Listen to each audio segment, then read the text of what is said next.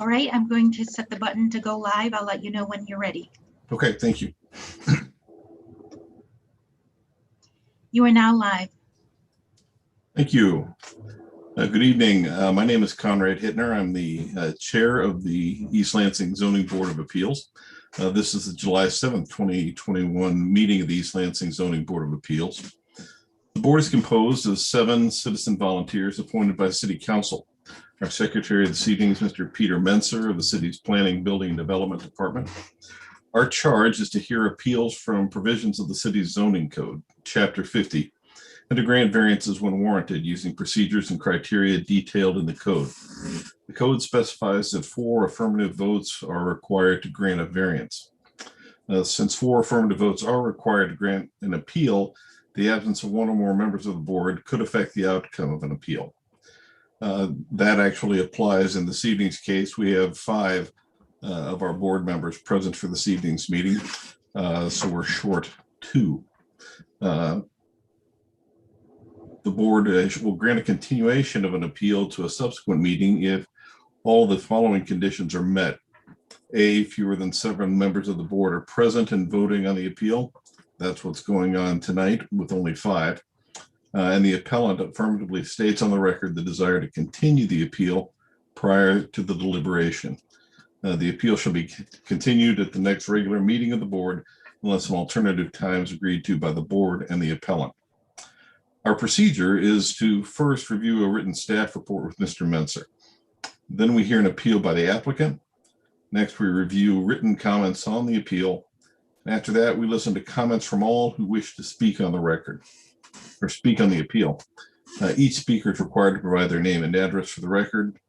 All who speak should direct their comments to the board and refrain from engaging in dialogue with others in attendance online this evening. The applicant will then be given an opportunity for final comments. We then enter the deliberative phase using Robert's rules. During this period, audience members may listen to the deliberations, but may not speak except to answer questions directed to them by the chair. In most cases, a decision is reached by the board at the same evening an appeal is heard. If you wish to speak, please refer to the back of the agenda for additional guidance. And it looks like we're now joined by Member Laxton. So we have 6. We have 6 instead of 7. Okay. Mr. Menser, please call the roll. Yes. Member Hittner. Here. Member Laxton. Here. Member Smith. Here. Member Cheltenham. Here. Member Lull. Here. Member Ditchman. We have 6. And as mentioned, we need 4 for quorum, so we have quorum. Okay, thank you, Mr. Menser.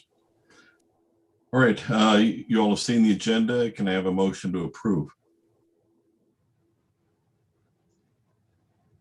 So moved. Is there a second? Second. Okay, all in favor indicate by saying aye. Aye. Aye. Aye. Any opposed? Okay.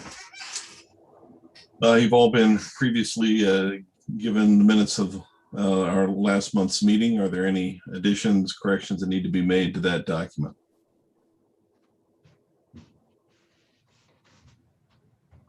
Okay, seeing none, is there a motion to approve last month's minutes? So motioned. Thank you. Second, please. Second. Thank you, Joshua. All in favor indicate by saying aye. Aye. Aye. Any opposed? All right. Communications from citizens. We have 2 written supplements that Mr. Menser transmitted to us this afternoon. Are there any other written comments, Mr. Menser, that you're aware of? There have been no comments received since the ones I sent out. Okay, and the 2 that you sent out this afternoon are related to this evening's business matter. Yes, sir. One is from the applicant. One is from the owner of adjacent property. Okay. Are there any verbal communications by folks who have tuned into the meeting? Mr. Dialis, do you have anyone? I have Terry Fitzpatrick, and I will allow her to speak. Thank you for allowing me to be here tonight. I'm here on behalf of the applicant. Do you prefer that I speak after Peter gives his overview? Yes, ma'am. Thank you. Thank you. There is nobody else in the queue. Okay, thank you. All right. Any staff report, Mr. Menzer? I do have a couple things I wanted to mention. So there, sorry, just had to get myself organized here. A lot of screens and notes in front of me. Just a reminder about the training this Friday from 11 to 1, and it's on Zoom. And if we haven't sent you info, we will tomorrow. There is the application deadline for the August 4 meeting was yesterday, and we did not receive any applications. And then so we didn't receive any applications. So if we hold the meeting in August, it would be in person. More likely, the meeting in September will be held in person. I believe it'll be in the same quarters that you are all used to at City Hall. I haven't actually seen that room yet, so I can't confirm, but I'll definitely relay that to you ahead of the meeting. So look forward to meeting in person again soon. Thank you. That's all I've got. Next item is board member concerns. I would perhaps reorder that and take it after we dispose of the new business. Is there any objection to that idea? Okay. All right. Moving on then to new business. A variance request from the Boji Group for installation of a fence taller than 6 feet in height at 1100 Trowbridge Road. Mr. Menzer, what do we need to know? Thank you, Mr. Chair, and thank you, members of the Zoning Board of Appeals. So I don't have a lot to add outside of the staff memo that's included in your meeting packet. There's a lot of information there, including a staff memo, and I did include the approved site plan for the property, some photos I took of the site, and then the approval letter from council. But as the chair stated, this is a request for a fence to exceed 6 feet in height at 1100 Trowbridge Road. This is the site of the Spring Hill Suites development on the north side of Trowbridge Road.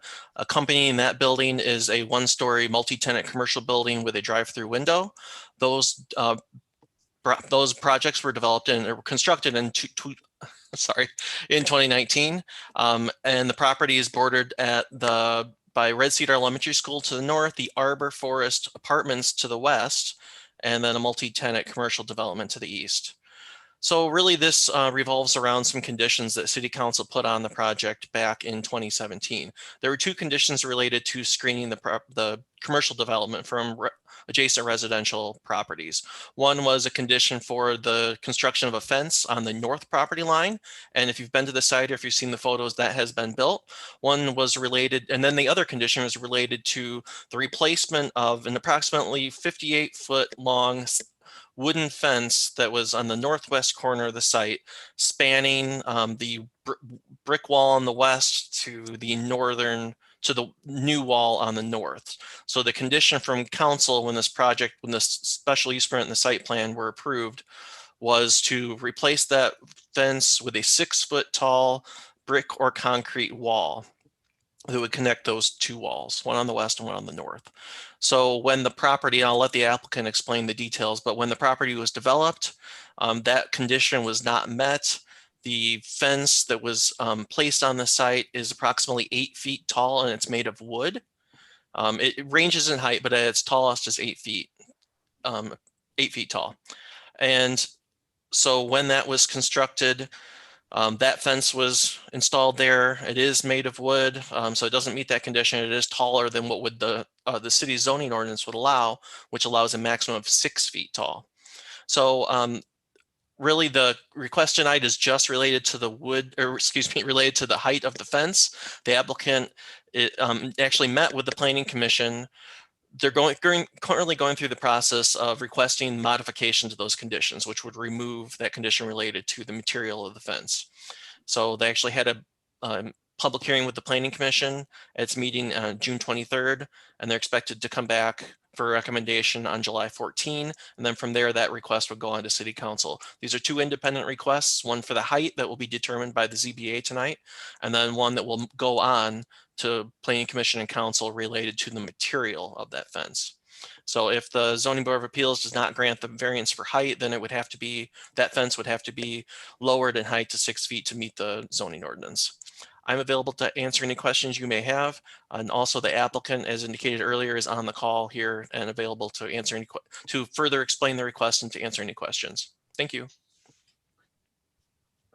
Peter, I have one question. It's related to the correspondence we received this afternoon. Mr. Edward Lambrecht is the correspondent whose letter to us comes on Arbor Forest's letterhead. I guess I don't, is he an officer of the corporation, or do you know? I don't know for sure. He represented himself to me as a representative. I don't know if he actually is a property owner, but he's certainly a representative for the property owner of the apartments. I don't know how this apartment complex is organized. Is this some kind of co-op rather than? I believe it's just a straight up apartment complex that's for rent. Okay, I mean, in his correspondence, Mr. Lambrecht titles himself in his closing under his signature as member, as opposed to president or whatever of a corporation. He may be a member of the ownership group. I can confirm that, but I don't have the information now. Okay, you had apparently spoken to him previously. I have spoken with him, yes. That's what this letter was a result of that. Okay, and I take it you've inferred that he has some authority to speak on behalf of. Yes, sir. Whatever. Okay. All right. Thank you. Right. Does anyone else have questions for Mr. Menzer at this point? All right. Ms. Fitzpatrick, tell us what you want us to know. Thank you. Are you able to hear me? Yes. Oh, okay. Thank you. I didn't see that come up. Well, thank you very much for, allowing me to be before you tonight and considering this variance. Mr. Lambert is an owner of the property. His father purchased the property, Ted, or Ned. There's a Ted and a Ned that have owned the property for over 50 years. So it was their first of many apartment buildings that they bought, and they're very passionate about this particular property. When we, as we went through our community engagement efforts, it became very clear to us that one thing that was very important to the owners of the apartment complex and the manager, that the existing 8-foot fence that was there remained, because it was where their apartments had closest contact to our property and was going to be the back of the hotel, and it provided a buffer. In addition to that, they have very mature trees and shrubbery that are in that area, as I believe you have a copy of the correspondence I sent that shows how beautifully manicured and maintained that area is. It actually encroaches on our property 3 to 4 feet. And so, we got into a little bit of a discussion about that encroachment, but what was more important to us and to them was to try to, be good neighbors, work this out, but not to disturb all of that mature growth that was in the area. To put the concrete fence up to continue that, rather than replacing the wooden fence that was there, would have required that we clear 4 feet in order to get equipment in there to do that. And then it would have been 1 foot by 38 inches deep for the footings for the concrete. So it would have very much disturbed all of the growth and the plantings in that area. And there would have been likely a legal dispute about whose property that really was, being that fence, according to them, has been there for more than 50 years. It was there when they purchased the property. So as a means of resolving this without disturbing the greenery and without, causing conflict, we agreed to replace the wooden fence and that was there. It was the same height. same material, but we replaced it with new fencing, and we actually shared the cost of replacing that, and we share the maintenance of that fencing. And so I think, you know, you have the pictures, that's, you know, you have the story. We never intended to replace that fence. On our site plan submissions, we put that fence would remain. That was a change, I believe, made at council. And then we ran into this issue, and this seemed the most reasonable solution. And we did talk to planning department during that. You know, it was unfortunately during COVID, we did not take steps to make sure we were complying with that as far as amending the site plan approval and seeking a variance if it was needed. But we're before you now to ask for one. And I'm very happy to answer any questions you have. If everyone is not familiar with the site, this was the site of the old Holiday Inn that, you know, was not very attractive. And so it's the Spring Hill Suites has been a great improvement to that area. We've, you know, except for last year during COVID, have had great response to the hotel. And the new development, the retail development now is 2/3 occupied, and that will be opening this month. And we're very excited to have done this project. It was our first East Lansing project, and clean up that entryway into East Lansing and Michigan State.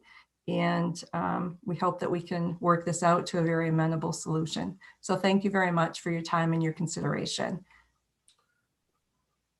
Thank you. Are there board member questions for Ms. Fitzpatrick?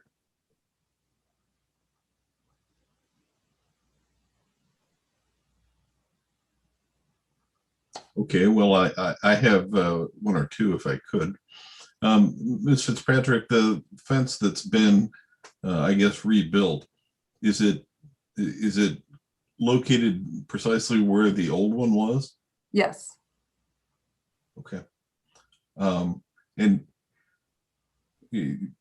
I realize you're here on behalf of Boji and the hotel, but is there any genuine dispute of fact as to where the fence lies in relation to the property line? There's a dispute of fact on the adjacent property owner's opinion and position. Okay. There is not on our side, you know, but who knows how that would turn out. It has been there a very long time. Right. I guess it's not a threshold issue that, frankly, I've seen during my tenure on the ZBA, but you know, the question, I guess, might arise as to whether or not we're talking to the right appellant about about all of this. Right. Well, you know, and I've talked with the property owners quite a bit, and you know, also as Mr. Mesner said, he spoke with them, and that's why he wrote the letter. You know, it shows up in our title work, shows up on our survey as our property. But really, when it came down to it, we were much more concerned about disturbing all of the mature trees and shrubbery and everything in that area. Because it's an important, if you look at the pictures and you look at what it looks behind there, it is a like garden area for them. And you know, that became more important to us than whatever dispute there may or may not be over the property line. And so we focused on that and preserving that area. And you know, that's just where it ended up. Okay. So from your standpoint and your review of your survey, where is the fence in relation to your property line? Do you have a copy of the document I sent? Because I pulled that out and highlighted it on the first page. Okay. So it's in the northwest corner. Right. You can see how the property squares off, but you can see like the little encroachment area where the fence line is, which is kind of the double line that's in there right in the northwest corner, rather than the fence going straight back, you see how it takes a little dip in and then connects at the fence at the back. That's the encroachment area. That's where the garden area is. Okay. All right. Do my questions prompt any from my colleagues or others? I have a couple of questions and maybe just need some clarification. When I'm reading the staff report, it sounds like there was a 6-foot tall fence there before. Is that accurate? No, there was an 8-foot fence there before, but our site plan submission had an error on it and it said 6 foot. So it would be likely that staff would have just picked that up. They wouldn't have known that there was an 8-foot fence there.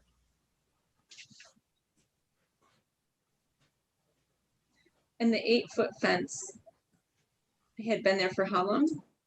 More than 50 years. They have owned the property more than 50 years, and they said it was there when they purchased the property. And there was no zoning approval for that 8-foot fence that was there before, is that right? I don't know if when it was put there that it was a zoning, issue. if there was a zoning law that addressed that. Okay. But then when the new 8-foot fence was put in, there was a zoning issue. Is that accurate?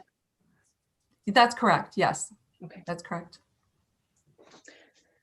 And so were there questions? You indicated before that it was during COVID that the fence was put in. Did I hear that correctly? No, it was in 2019 that the fence was put in, but it wasn't like a new fence. I mean, a new fence was put in, but it was just refacing of the existing fence that was there. So it could have been left just in poor condition that it was. So it wasn't like a new fence. It was fixing the older fence that was there. And we should have probably gone back, for sure last year. It shouldn't have waited this long during COVID to come and ask for the appropriate permissions. And that was my only reference to COVID. It was built in 2019. Okay, I see. Okay.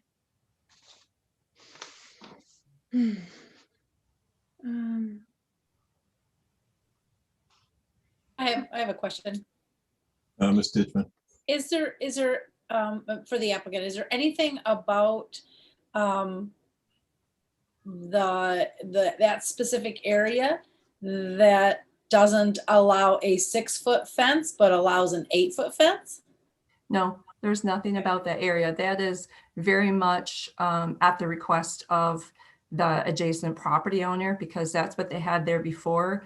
And in the winter, it provides a lot of screening, a lot better screening, than we see now when everything's in full growth. And if you look at the pictures that shows where the concrete fence meets on the westerly border, the wooden fence, if it was to be 6 foot, you'd have a dip, because the concrete block fence that is adjacent to it is almost 8 foot at that point. It declines as it goes towards Trowbridge.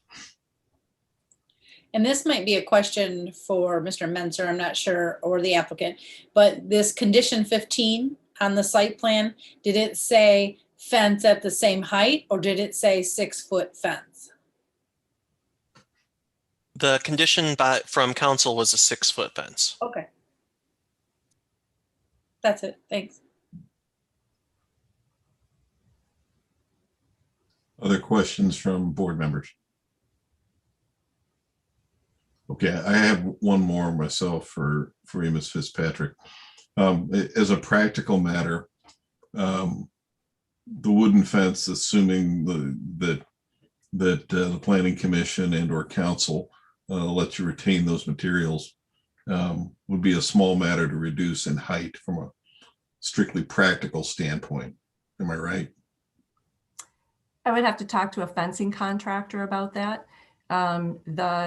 Again, the height request is more from the existing property owner, as he's indicated in his letter. Okay. I'm sure that it can be done. I don't know how involved it is to do something like that. It has, if you look at the fence, it has kind of some decorative topping on it. So I'm not sure, but I'm sure it can be accomplished. Okay. All right. One more time for questions from board members for Ms. Fitzpatrick. Okay. Thank you. Ms. Rudialis, do we have anyone else who wants to talk to the board about this matter? There are no other participants in the queue. Okay, thank you. Okay. Anything else we should know, Ms. Fitzpatrick? No, we just appreciate your time and hope that we can keep the fence as is. Okay, one housekeeping matter which I should have addressed actually before now, but I'll do it at this point since I can do it before our deliberations start. You have 6 decision makers on the board here tonight for this hearing. You're entitled to 7 if you want them. You have to get 4 votes. It's not in that case, or in this case, it happens to be a majority of the 6 anyway. But your chances perhaps of getting 4 votes might be better with 7 of us rather than just the 6. Do you want us to proceed tonight, or would you like to continue until we can get a 7th member here to consider the matter? No, I would like to proceed tonight, please. Thank you. Okay, thank you. All right. Any discussion by board members?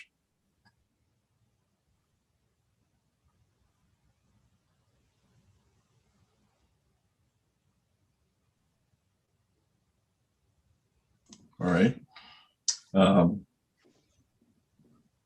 I guess I have a couple of observations to make concerning the issue, and perhaps this will prompt others to offer their thoughts or reasoning. When I first looked at this, my initial reaction was, geez, they were told 6 feet, and then they built 8 feet. I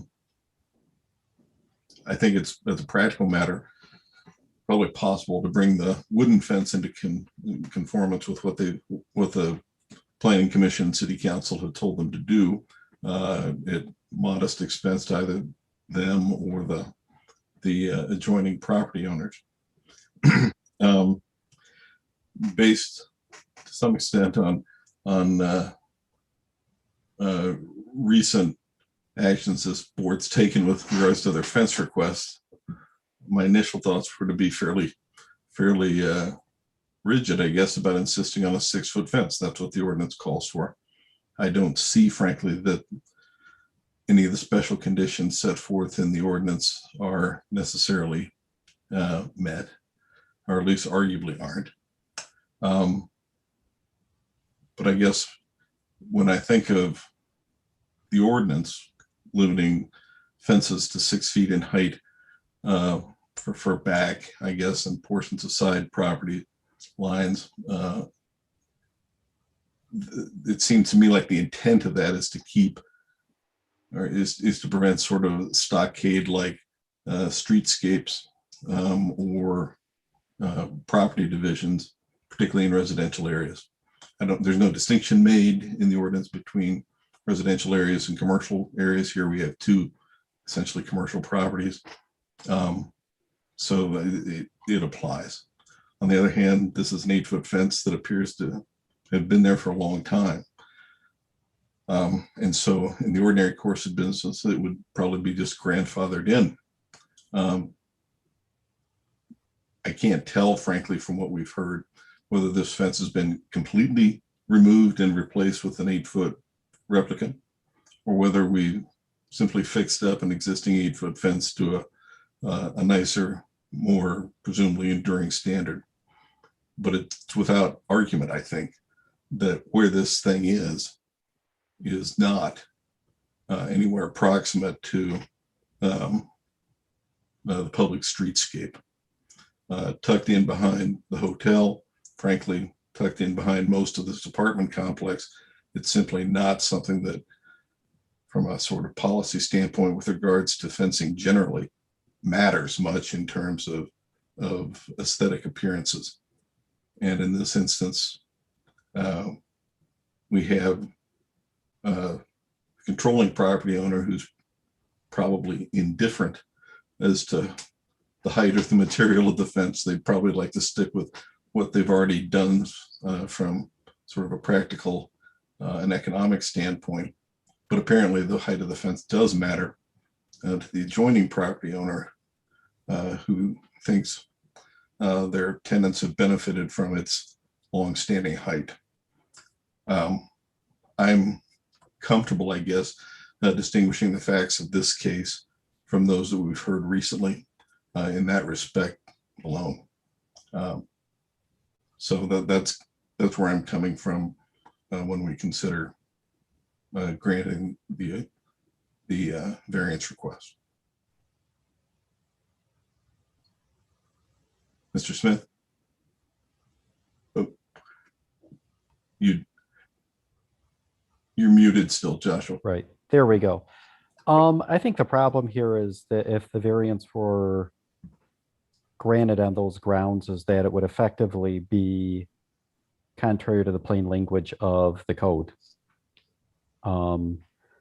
Particularly in light that we had just last month 2 fence requests for variances, one of which was for an 8-foot fence. One was, of course, a little different. That were denied just for consistency's sake. There would be no reason to grant this variance, particularly given that none of the special criteria have been met. Okay. Ms. Lowell? Just so I understand, it was 8 feet tall. They replaced it with another 8-foot tall fence, right? Just to clarify for me, because I think I know the answer, but I would like to know for certain. Why was it rebuilt as an 8-foot fence? Was that where the applicant's company made the mistake in knowing 6 versus 8 feet? Or they just replaced what was there? Who would you like to answer the question? The applicant, if she's still Okay. on. Ms. Or if Fitzpatrick? anybody on the board remembers. Yes, I can answer that. It was replaced exactly what has always been there. And that was done at the request of the adjacent property owner for the reasons previously stated. So the fence has always been there and it's always been that height. Mr. Laxon? Thank you, Mr. Chair. Procedurally, I think we need to have a motion on the table to be able to discuss it. You're correct. Because I also think that if we're going to make an assumption that it doesn't meet one of the special finding criteria, we should at least have a motion on the table to discuss that motion on whether or not it does. Okay, thank you. I appreciate that. Do you have a motion? Sure. I move to grant the variance based upon special finding number 2, that there are exceptional, extraordinary circumstances or conditions which apply to the property in question that do not apply to other properties and which not have resulted from any act of the applicant subsequent to the adoption of the zoning code. And the reason why is because based upon the conditions of the property, there was an 8-foot fence, which was likely put up before the adoption of the zoning code. Therefore, it was grandfathered in, which is very unlikely that other properties of similar location, size, and use have an existing 8-foot fence. And what the applicant is asking us to do by coming in, asking for a variance sort of after the fact, is we typically in these situations have to go back to at the time of whether or not the fence, the new fence would have been put up, would we have granted the variance at that point? Not whether we grant it now, but whether we grant it at the time in which the variance would have been needed, which would have been the replacing of the 8-foot fence. So that's my motion. Need someone to second? Second. Mr. Menzer, are you able to distill Member Laxton's motion to a more abbreviated form? Oh, I think when we do the minutes, we'll be able to, yes. Okay. Mr. Laxton, do you want to give that a shot yourself? Sure. Move to, based upon special finding number 2, for the reasons that prior to the construction of the new fence, a previous 8-foot fence had been erected and had been in existence for over 50 years. That condition is such that it's unlikely that other properties of the same area like use would have such an 8-foot fence. Okay, thank you. I think that Period. does that. Okay. Further discussion? Ms. Law?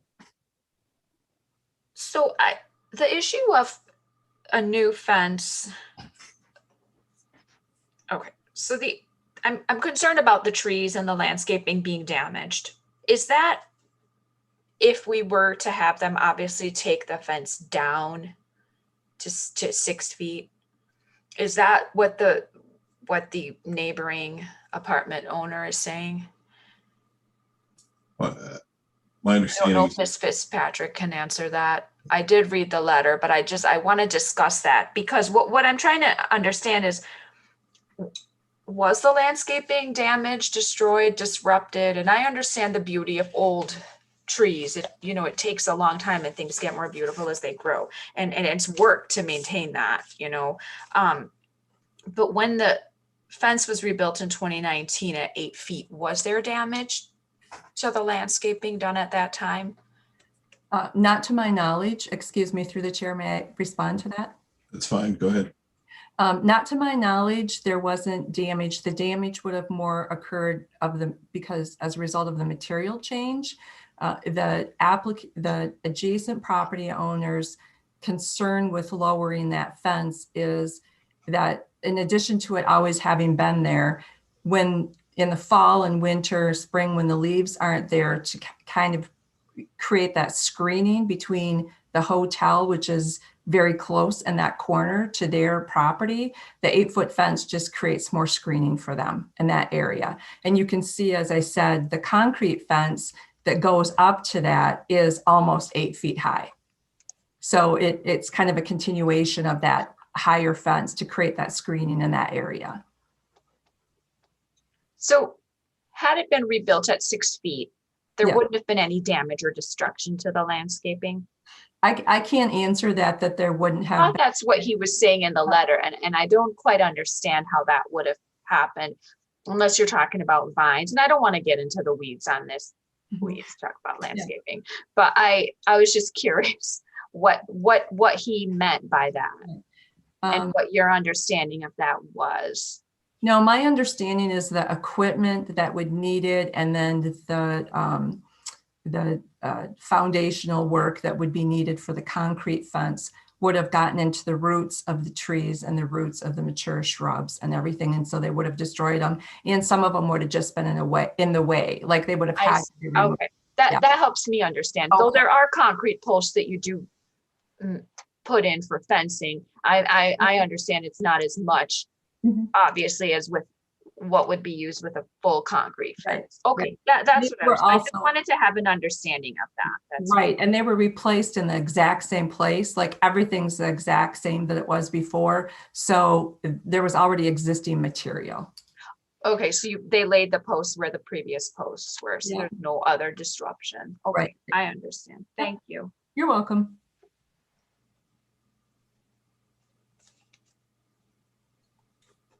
Further discussion? I guess I just generally struggle with this idea that I understand the idea of grandfather clause and grandfathering something in. And it's not that I'm, personally in opposition of an 8-foot fence versus a 6-foot fence. And it's not that the fence doesn't look beautiful. It certainly does. And nobody wants to destroy trees. I get all of that. But the idea that they're coming to us after the fact, and that's what's more upsetting to me than anything, is that they understood the conditions that they were under before they put up the new fence. And the fact of the matter remains that this process should have taken place before now. And we can approve, and that's okay. I suppose it's not that the 2 feet will make that much difference, I suppose. And you already have a 7-foot fence in front of it, which makes it all awkward, all the same. Now you go from 7 feet down to 6 feet. All of that's going to look weird. But we're here because we have a process to follow. And I can't really put this into special finding number 2, unfortunately, exceptional or extraordinary circumstances.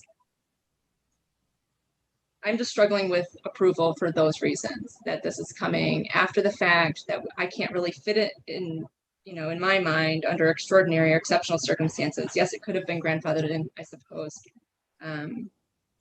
But then it's, you replaced a fence is what it sounds like to me. It's not just going over a current fence. It's a complete replacement. And they put new posts in and they did all these things. And now I guess it's their process that they took that I find most offensive more than anything else, if I'm being completely honest. And the fact that I can't fit it. I went through the special findings, and in my thought process, I can't fit it into a special finding. And despite the desire to approve it, I think if I'm going to follow the letter of the law, I would struggle with that.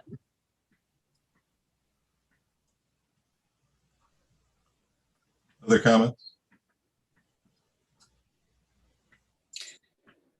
I just was going to say that as much as I don't like it, that the ordinance requires a 6-foot fence, because I think in that situation, it would be nice to live on the other side of an 8-foot fence, so you're not seeing the commercial aspect. The ordinance does require 6 feet, and I can't seem to see how the special findings apply. But I want to say that I don't agree with the ordinance. I don't agree that in this situation, a 6-foot fence makes sense.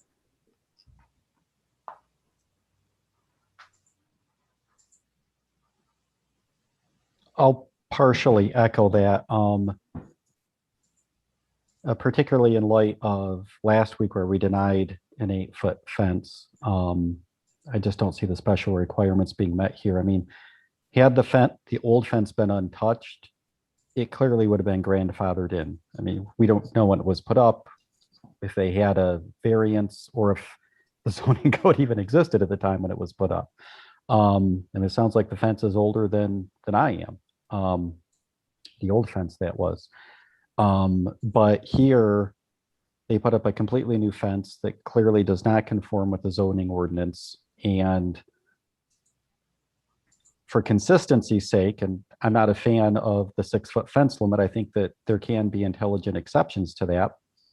But we just denied such an exception last week on at least somewhat similar grounds to an ordinary homeowner with several comments that they could have repaired the fence. And I do find it troubling that a relatively legally sophisticated entity is coming here 2 years after the fact and asking for a variance on the height. I mean, obviously the concrete or brick aspect is something that'll have to be taken up by city council, but for good or ill, I just don't think any of the special criteria have been met here. And my understanding of grandfathering with regard to a zoning ordinance is it applies to existing structures. Once those structures are taken down, you would need another variance to cover the new structure. So based on the facts before me, I would have to likely deny the variance request. Mr. Chair. Yes, sir. I appreciate everyone's comments, and I understand exactly where they're coming from. I'm just speaking historically on what we've done previously, and with the analogy of garages. There have been more than one occasion where someone has torn down a garage and rebuilt the garage, only to have to come back and seek a variance from the ZBA, when in fact all they did was tear down the garage and built it the same as it had been standing for 50 years. I think this is a similar situation where I am like Mr. Smith. I am troubled that Boji is not a new company and not a stranger to these sort of property and developments. But to their credit, they did indicate that the site plan had a typo, and that was the basis for the initial approval. If they would have come to us before they took down the fence, and if they wanted to replace it, they would have to have gotten a new variance, obviously, as the prior fence is grandfathered in. But I think the trouble I'm having is that when we have to look at these situations where they clearly should have gotten a variance and they built this property, what we're supposed to do is go back to the point where before the fence was even destroyed and say, would we have granted a variance for them to allow them to rebuild a new fence, which is in essence what we're doing tonight. We're giving them a variance to build the new fence up to 8 feet. If we would have gone, so in essence, we're kind of going back in time. If we don't grant it, then they have to get rid of 2 feet, some way, somehow.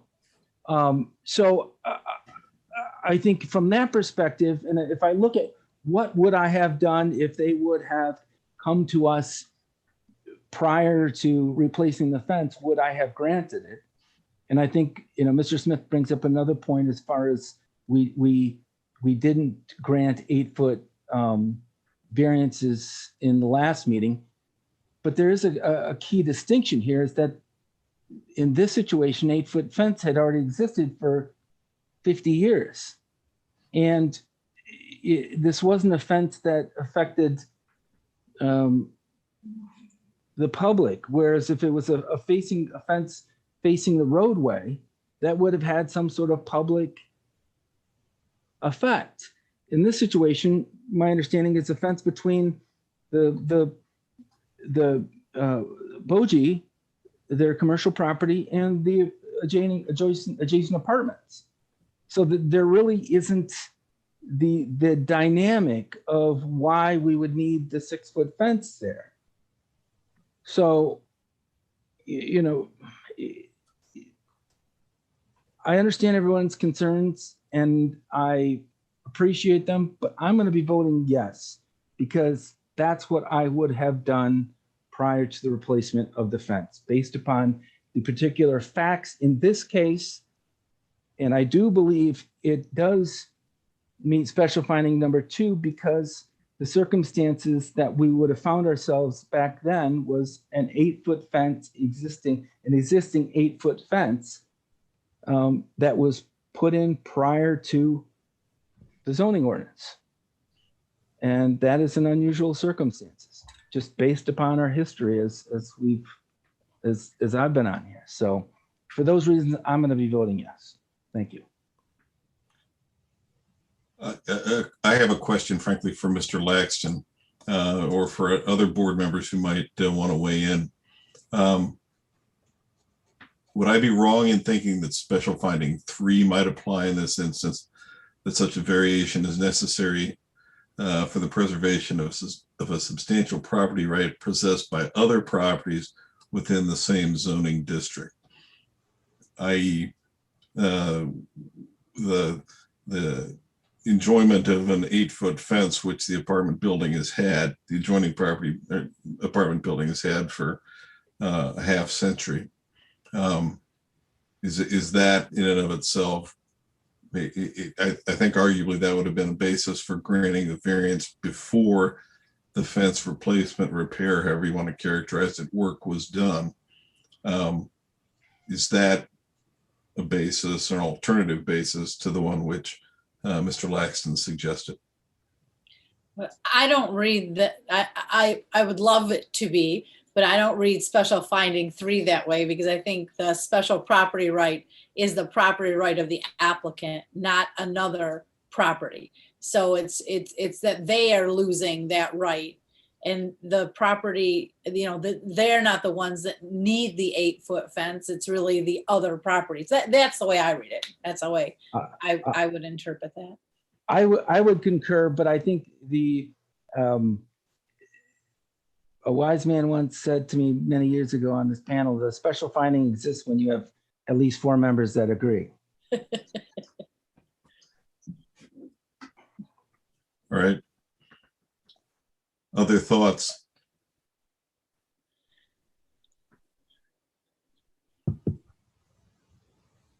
Okay.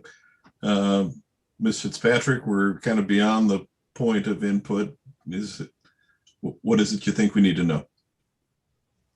No, the comment I was going to make, because I've heard several times that this would have been grandfathered in. It was the refacing, the replacement of that fence, which from a public policy perspective, I don't really understand why a fence that is in very poor condition, that if you can't replace it because then it can't be grandfathered in, but it can exist. And so that could be applied broadly to anything. So something in very poor condition and looking very bad in the community under that thought process would be allowed to remain, but making something nicer looking in the community for the property owners wouldn't be grandfathered in. So I mean, I've sat on planning commissions and zoning boards and in my life as well. And I just, from a public policy perspective, struggle with that position. And you're right, the adjacent property owner is the one who is harmed more by this, but I think that it's very, very important to them. And it's a very unique community over on Trowbridge Road. They're very an engaged neighborhood, engaged community. And I think that, the hardship put on them because of our development in doing this is just very unfortunate. So, I hear what everybody's saying. And, I'm still very hopeful that we're able to, that this is looked at uniquely as it is a unique circumstance as all applications that come before you are, and that there is some uniqueness seen in there that meets special conditions, which we believe it does. So thank you very much. Thank you. Ms. Lowell. I just don't want Ms. Fitzpatrick or Boji, representing Boji, to assume it would have been grandfathered in, because that's something we would have voted on. There's no automatic approval that it would have been grandfathered in. I just want her to understand that. But may I just for a second? Sure. And as I'm hearing her, the existing fence as it stood would have been grandfathered and continue as it's been grandfathered in for decades. Any new fencing, any changing of a non-conforming structure, right, would have required a new variance. That's what I meant, Brian. I just didn't state that. If you wanted a new one, the new one wouldn't be grandfathered in. The existing one would stay. But not everything that exists in construction is grandfathered in either when you go to replace it, because technology and things change and materials science changes. But I'm sure Ms. Fitzpatrick knows that. Ms. Ditchman. I have a question for Mr. Menser. So is the requirement of a 6-foot fence, is that consistent in all circumstances? It's always 6 foot in that spot between neighbors, no greater than 6 foot. Right. In this type of situation, when it's not adjacent to a street, it is 6 feet in height. The cases that were heard last month were adjacent to a street, and their maximum was 3, right? 4. So there's nothing in the city that allows it higher than 6 feet in any location. Is that correct? The only thing that can go higher than 6 feet is when it's made of an open construction. So you can go an additional 2 feet up as long as there's a percentage of it that's open. So you could be open on the bottom?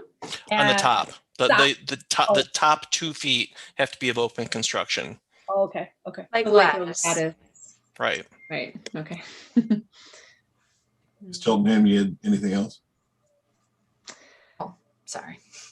No, that's okay. No, so I was just curious about the open construction and what that meant, is the top 2 feet. And, you know, I seriously struggle with this in the sense that, yes, it's a great fence and all of those things. And I want to approve because it looks great, because, you know, everybody seems to want this. And I think maybe a lot of us are stuck in that mode of wanting to approve because of that and trying to find a way to approve it. And the struggle, and I've already said my struggles, I want to fit it into a special finding, and I just struggle with fitting it into a special finding. Even reading special finding number 3, it's necessary for the preservation of substantial property right. And I don't know what is that? I mean, why is it necessary? I don't know that it's necessary for the preservation of a substantial property right. So I struggle with that. And I've gone back and forth with number 2, and I struggle with that. It's extraordinary, you know, exceptional or extraordinary circumstances or conditions which apply to the property in question. And I don't think we have that either. And anyway, so those are just my thoughts. I mean, I'm sort of rambling. I don't mean to ramble, but I definitely want Ms. Fitzpatrick to know that it certainly is something that it's not necessarily an easy decision, I think, for any of us. And I think even though it's just a fence, but I think we have a requirement in our job duties. And I think we need to keep that close at heart when we make this decision. Okay.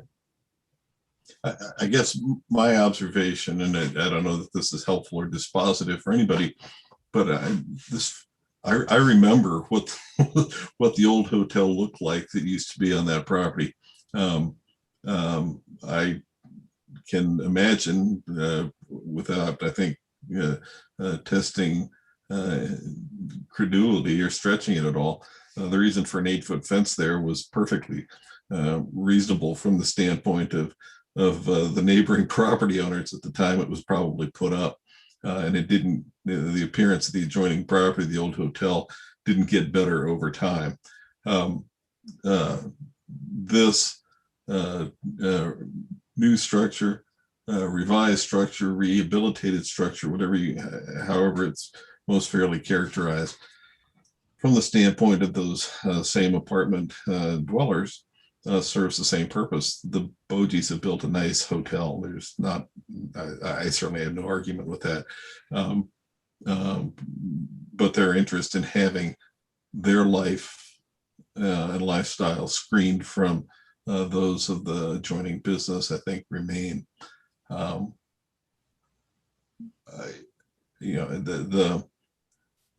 not going to push the special condition 3 idea any further, but and I'm not strongly committed to approval here. Frankly, as a practical matter, DeWitt Fence, who apparently put this one up, could probably resolve this height issue with 3 guys, a chalk line and a circular saw in about 2 hours. So I'm not strongly committed to either direction. I understand in terms of consistency and, frankly, based on what the fence ordinance says that governs the rest of the community, I could be convinced to vote no on this as well. Mr. Laxton.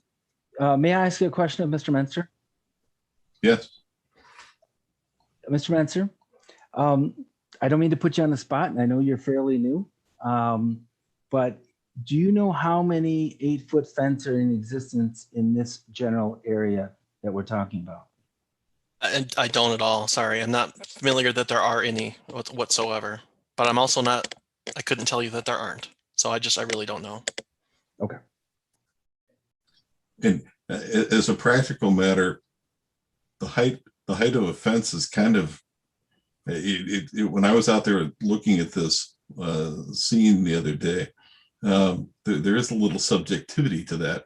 The brick fence that or the cement fence, I don't know what the material is, that runs along the south side of the Red Cedar School lot that screens it from the hotel parking lot. It's undoubtedly 6 feet high at some point, but it's not 6 feet from the ground at all points, because the top of it's level and the ground, it doesn't pitch, a lot, but it's not perfectly flat ground.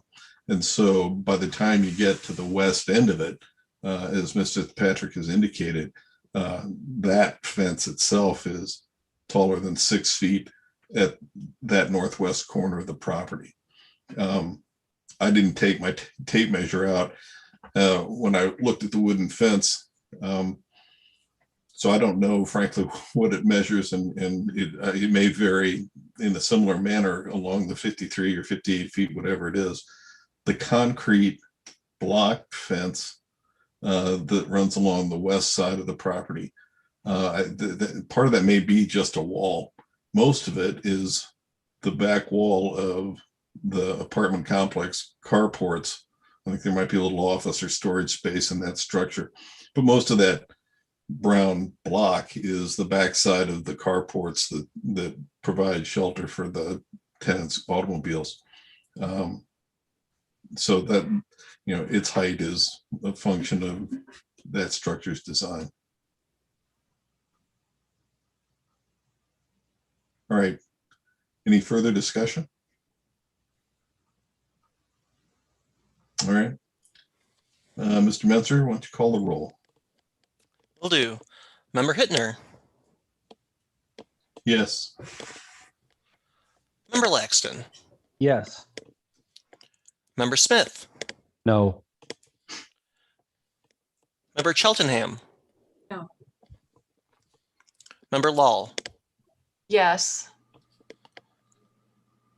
Member Ditchman. No. We have a 3-3 tie. Yeah. Ms. Fitzpatrick, your request hasn't gotten you the 4 votes you needed. Thank you. Mr. Menzer will be in touch, I guess, to tell you how to proceed. I assume I will. The next stop is with Planning Commission concerning materials. Okay. Thank you. All right. Any announcements? Seeing none from Mr. Menzer or from board member, we'll proceed. Any old business that we'll need to consider, Mr. Menzer? No old business. Yeah. Is there any reason to think that previous cases or controversies might be making return appearances? I do not believe that will happen. No. Okay. All right. Any board member concerns? Ms. Law. You're on mute, Isma. Okay. All right. So Susie's email really struck a nerve with me, and I found it to be something I didn't want to respond to as a group. I thought it was a bit personal, saying things like, you could say please and thank you, and you don't mean this and that way as many times as you want. But she still said, we're basically stuck at home for a year and aren't able to empathize with others. That's what I took from the email. So I just want to say, I really disagree with that. I don't think that us being not in person has affected my decision-making. So wanted to state that for the record. I take what I do, and I know you all do too, very seriously, and we don't in any way try to go out of our way to hurt or to insult or demean an applicant. That's never our intention, because not my intention, and I certainly hope, and I don't think I've ever acted like that. So I don't know who she was referring to. So I wanted to state that for the record. Another concern, and I don't know how we go about picking other board members. I know I was asked by a board member at the time if I wanted to join, and I said yes. To the extent that my opinion counts with this, I would recommend, or it would be my thought, my idea, that we not pick someone who's an attorney the next time. I feel like that would make it a complete lawyer board, and I don't know if we need that. Miss Lowell, I mean, lawyers are great. I know, but we're all I'm kidding. we're all lawyers, you know. So that was just my 2 cents there, because sometimes, you know, we think of things a little differently, and just for appearance purposes, it might seem good to the public that we're not all lawyers. And I know there are lots of good people out there who would do a good job, you know. I'll take the blame for that. Oh, well, I'm a lawyer too, and I'm on the board, so. No, but as far as putting lawyers on the board, I will take responsibility for that. Well, I wasn't trying to blame anyone. I was just saying, you know, going forward, maybe it's worked out okay, but just my thought. Ismat, I don't know, frankly, what my role is or duty is in terms of recruiting new board members, whether that's Yeah, I wasn't sure. You know. Whether it's my role or city council liaison's role or how that works. And yeah. I need to have a discussion with Peter and perhaps. I thought maybe you and Peter could talk, or right, right. And mayor and or whoever our current liaison might be as well. Is we that work, who it is? Stevens, Mayor Stevens still? Okay. All right. There you go. You could talk to him. Aaron, you know anyone? Can I just address how it has occurred while I was chair and even before I was chair? Absolutely. It's no one person. It's everybody. If you know somebody or you think they'd be a good fit or they have an interest, and they don't have, like Ismet said, they don't have to be a lawyer. But I think at the time, when I first started, they wanted to have more lawyers on the panel for various reasons. So that was kind of my focus in trying to recruit. But really, there isn't one person. If you've got a family member, a friend, a neighbor, an acquaintance, anybody that's interested in serving, have them fill out an application. That's it. That's the, that's the extent of the recruiting, how it's always been. So, clearly, Mr. Chair, you can do it however you would like to, but it's just, we always have had some, it's been kind of up and down as far as the availability of people willing to serve on the board like this. So, we kind of just try to recruit somebody that wants to be here, because really, as attendance is probably one of the more critical aspects because of the need to get 4 affirmative votes. So someone that wants to serve on the board and who's willing to be here every week or every month, or every meeting, that's a better way to say it. Those are the criteria. If you're breathing and you can be here and you want to be here, that's how simple I had it. So just that's my 2 cents. Okay, thank you. I don't know to what extent His Honor the Mayor may not have or intend to take an active role in recruiting and appointing. They ultimately we serve at their pleasure, I guess. So I want to at least provide some deference to him in terms of those selections. If he's got somebody else he intends, given his announced limited tenure, if he wants one of the other council members to assume the liaison role and the like, that's fine too. I'll need to check in with him before I start scouring the shrubbery for willing volunteers. But Isma, to your commentary, just FYI, or for everyone's information, Susie did not say anything to me before she penned her correspondence to the collective.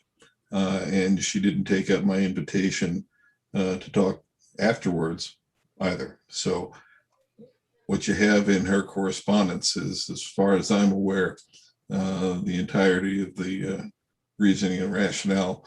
If others know more, I haven't heard about that.